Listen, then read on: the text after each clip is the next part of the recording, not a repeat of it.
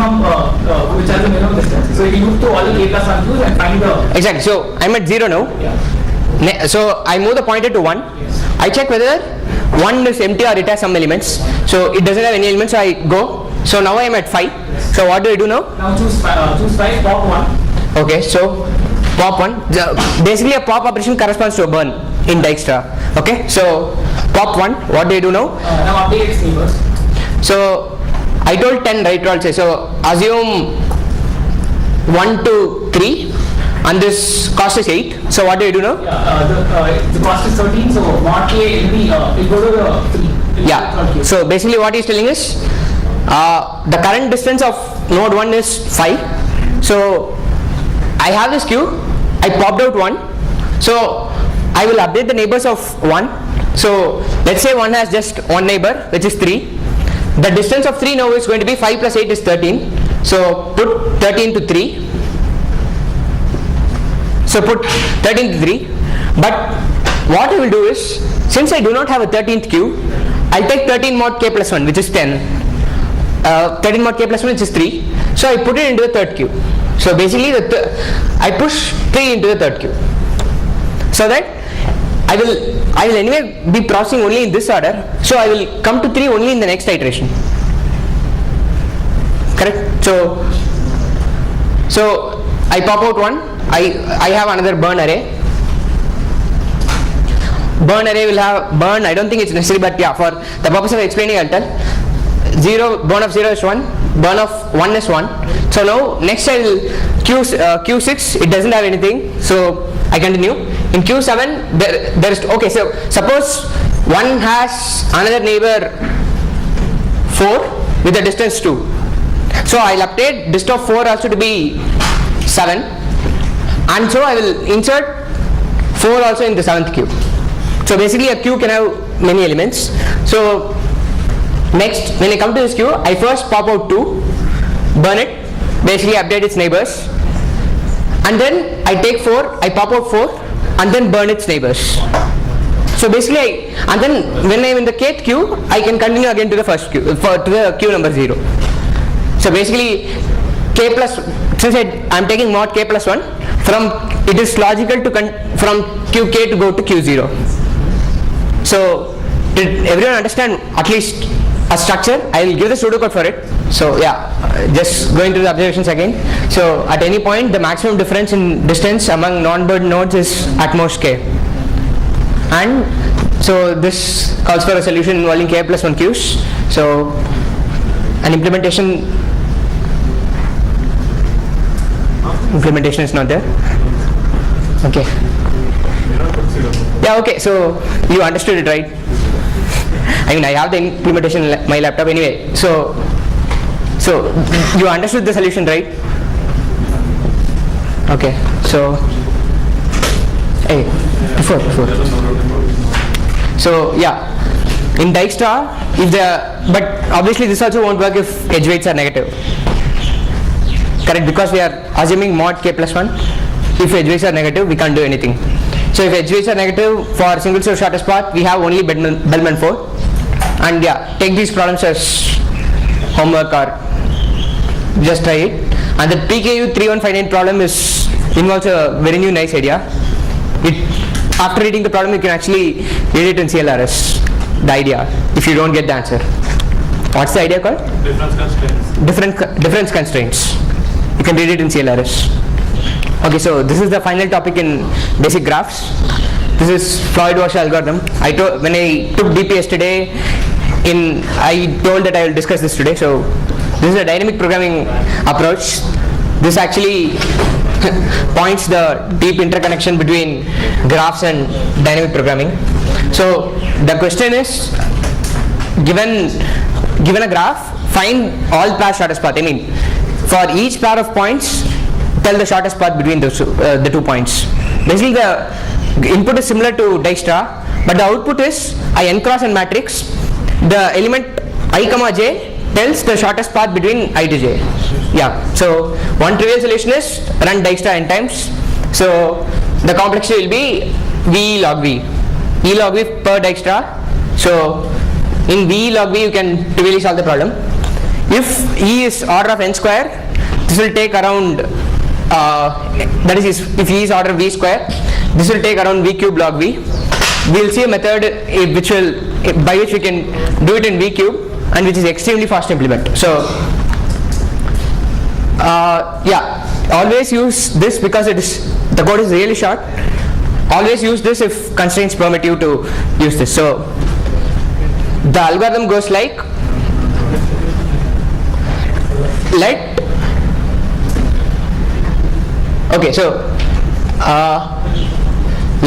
Dijk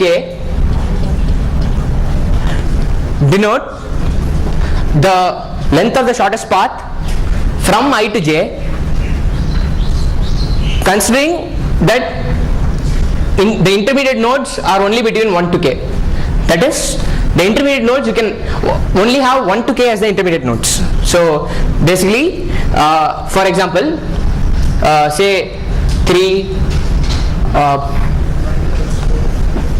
okay, so 3, 2 and 1, just as an example. For 3, so 4 and 5, initially distance between 3 and 1 will be infinity. So that is okay.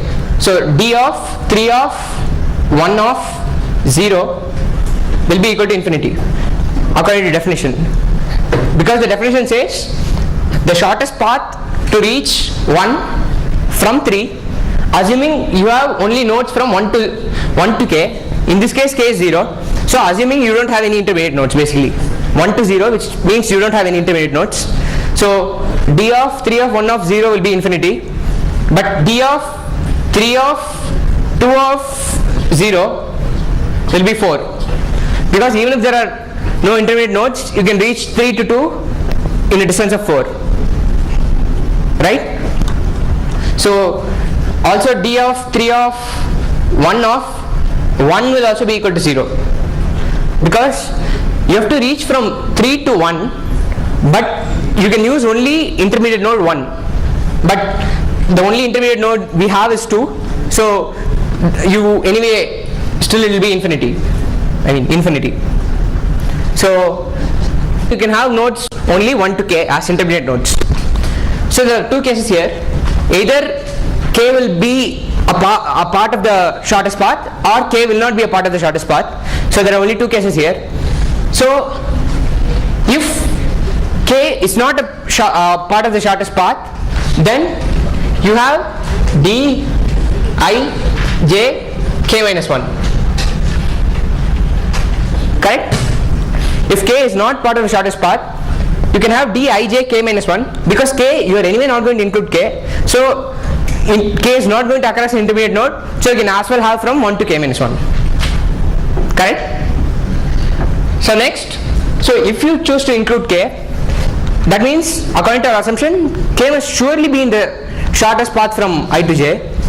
So the graph will look something like I is here, j is here, you are definitely trying to include k, so k is here, so the path will be something like some intermediate nodes and then k, and then some intermediate nodes and then j.